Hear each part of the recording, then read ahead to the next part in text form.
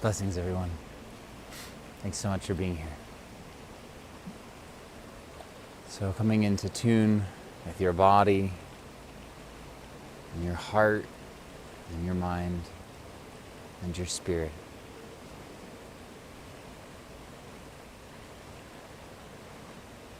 Today, there was frost on the grass. That's definitely coming. Winter and the cool weather is definitely coming. So I wanted to offer a ceremony today on this place of forgiveness.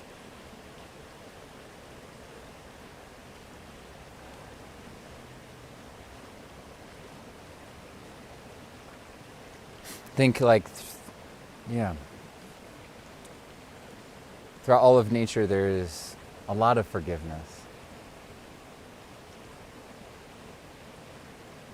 Because nature itself has so much life and death.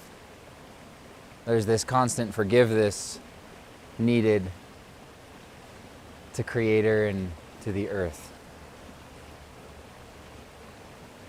And so forgiveness is very closely linked with trust. That to be able to forgive, to trust in the capacity of another or the capacity of Creator to fill up that emotional bank account. This idea that each relationship that we have, every time that we share honestly, or we apologize, or share from the heart, or listen, all of these things make deposits into our emotional bank account. And so having the capacity to choose that consistently. If you feel that a relationship is strained, most likely it's because that there isn't being made these regular deposits into this emotional bank account.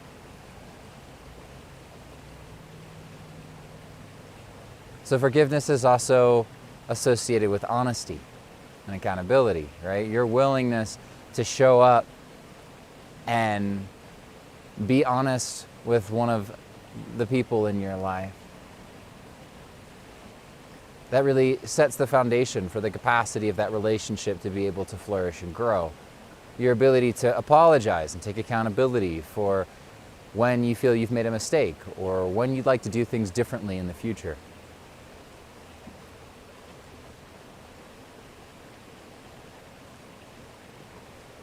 But one of the greatest gifts and medicines that we carry in this lifetime is forgiveness. Forgiveness is beautiful because it is a healing on multiple levels. Forgiving another, first and foremost, frees yourself. So you're no longer carrying the burden of that anger, of that frustration, of that sadness. That, as the Dalai Lama says, that anger is a hot coal that you hold in your heart, and all it will do is burn you, right? And so our capacity to not expect another person to change, because I love this idea that maybe people could only change 15%, 10% of where they're at now. And so the forgiveness is trusting in that person's capacity to change, and also trusting that if they don't change, then maybe they can change how they treat you. And if they don't change how they treat you, then maybe you can change how you respond, right? Maybe you can take some responsibility. Now, not taking accountability for their emotions, but responsibility, the ability to respond, right? That we can choose, even if someone keeps making the same mistake over and over and over again, to give them grace. Oftentimes the person making that mistake over and over and over again is in pain. And oftentimes that person making the mistake over and over again is also you. So hopefully you can find a little bit of compassion. The second level of healing for forgiveness is for the other person, right?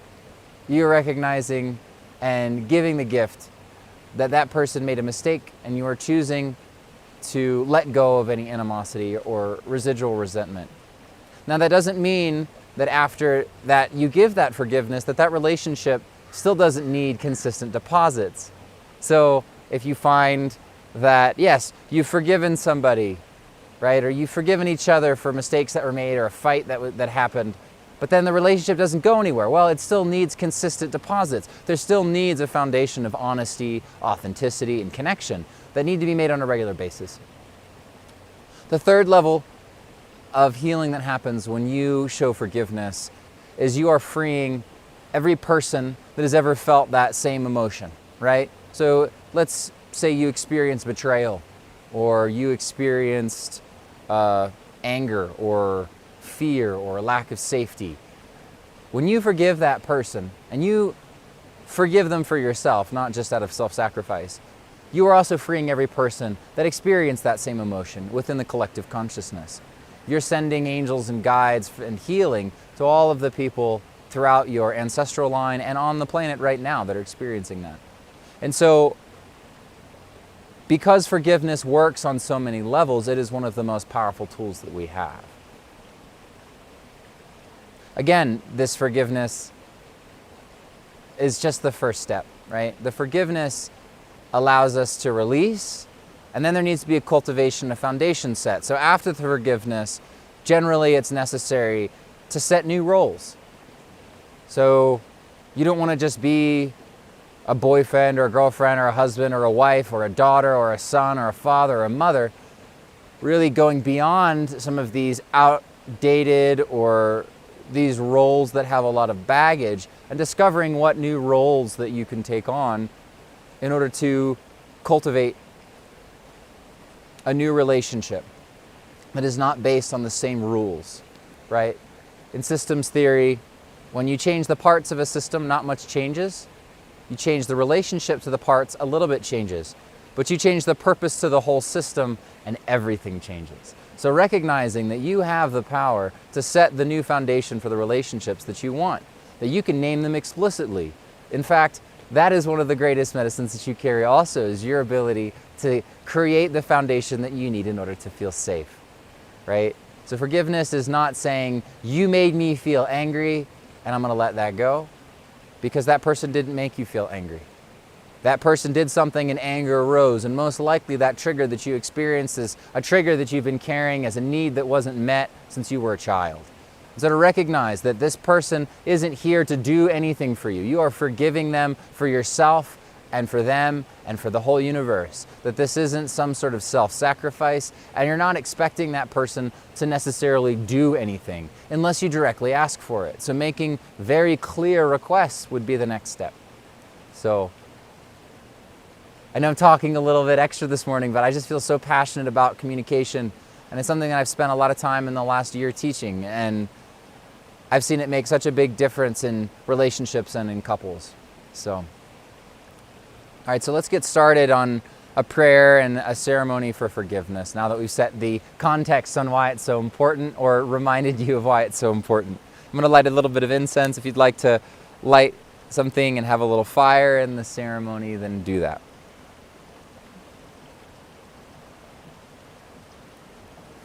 I'm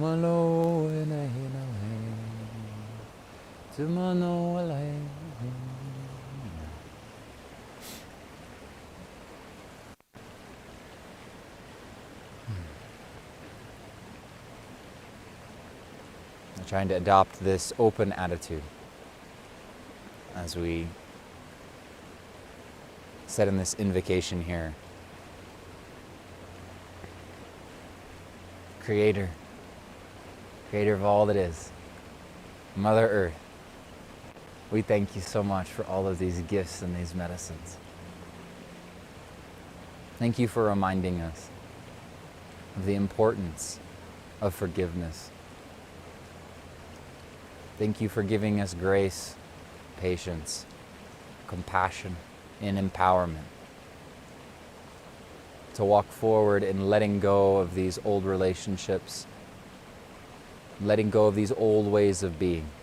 Thank you, Creator, for allowing us to discover new roles, new ways of existing in relationship and connection. Creator, thank you for giving us the courage to forgive those that have harmed us, to forgive those that are hurting us, to show us how they've been hurt, to show us their unresolved trauma. Creator, we ask for help. Thank you for allowing us to not take on this other person's emotions or their trauma, but instead to choose love, to choose care, to choose healing for the highest love of all beings. Creator, we thank you for this sacred opportunity to show up again and again for ourselves and for our relationships, for our friends and for our families, to discover all of the new ways that we can be loved and love. Mother Earth, thank you for supporting us in this process, in grounding us, keeping us open, reminding us to flow and be gentle and receptive, to trust even in the darkness.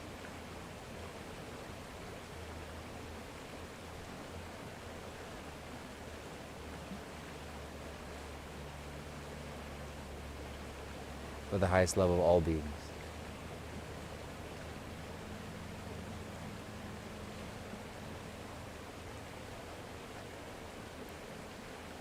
So I'll do a little singing now.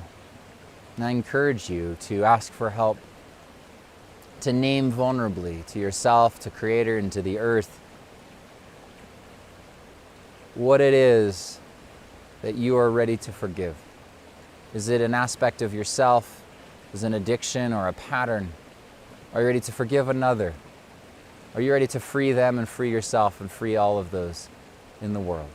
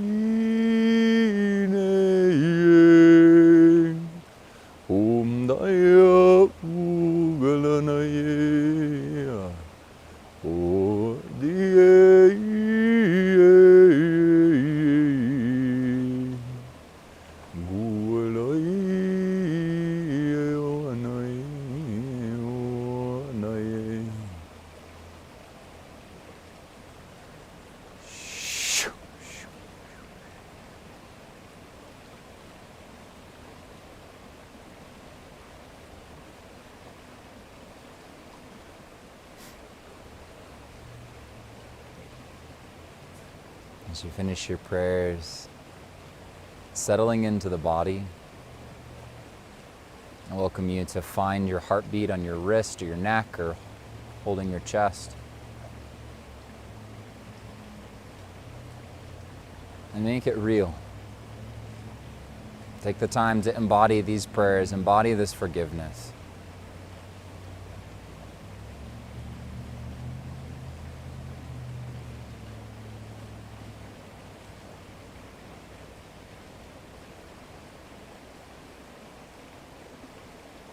And if you haven't already, taking a moment to reclaim what role or roles that you would like to embody moving forward.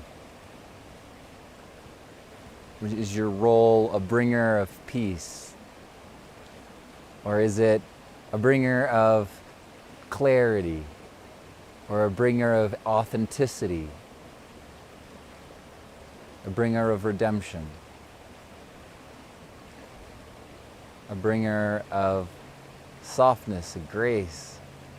Cultivator of magic? There's so many different ways to define these roles that we want in our lives.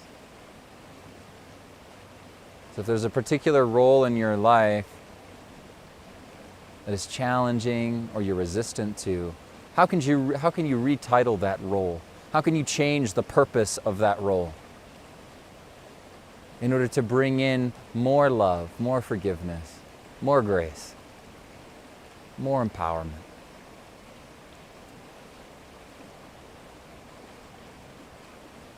To just feel into and meditate throughout your day.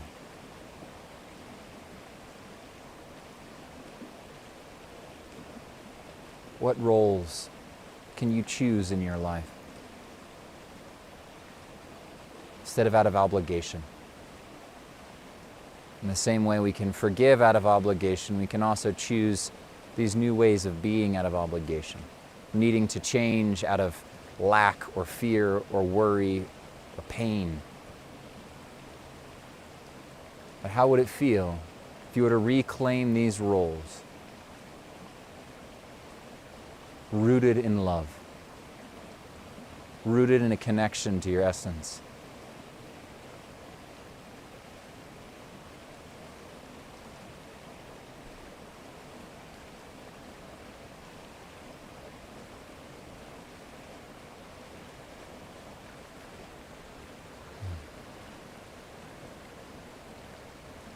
Thank you all so much. I welcome you to stay in meditation and just explore these roles a little longer. I'll do the same. Thank you all so much for being here. Many blessings.